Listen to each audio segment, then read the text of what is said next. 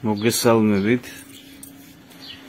მოკლედ ნადიმ ხმალაძეს უკვე 100,000 ლარზე მეტი მიუტანეს საჩუქრად ბრჭყალებში ჯარიმა იმის გულისთვის რომ დღენიადაკ გარეთ დგას, დღენიადაკ იცავს ქვეყანას იმის გამო რომ არის უბრალოდ პატრიოტი ადამიანი და ძალიან უყვარს ჩვენი სამშობლო.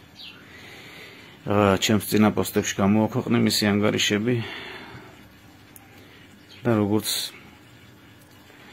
ერთ ქართულ სიმღერაშია, რომელიც ყველას ძალიან გვიყვარს, კონკრეტულად ჰერიო ბიჭებში, მივატოვებთ ერთმანეთს, როცა ერთმანეთს სჭირდებით.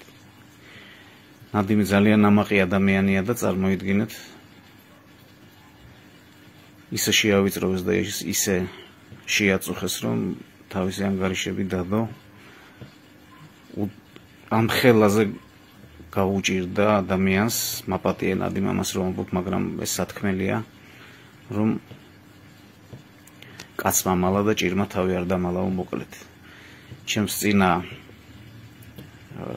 პოსტში დევს მისი ანგარიშის ნომრები და დავეხმაროთ ნადიმს, დავეხმაროთ ერთმანეთს.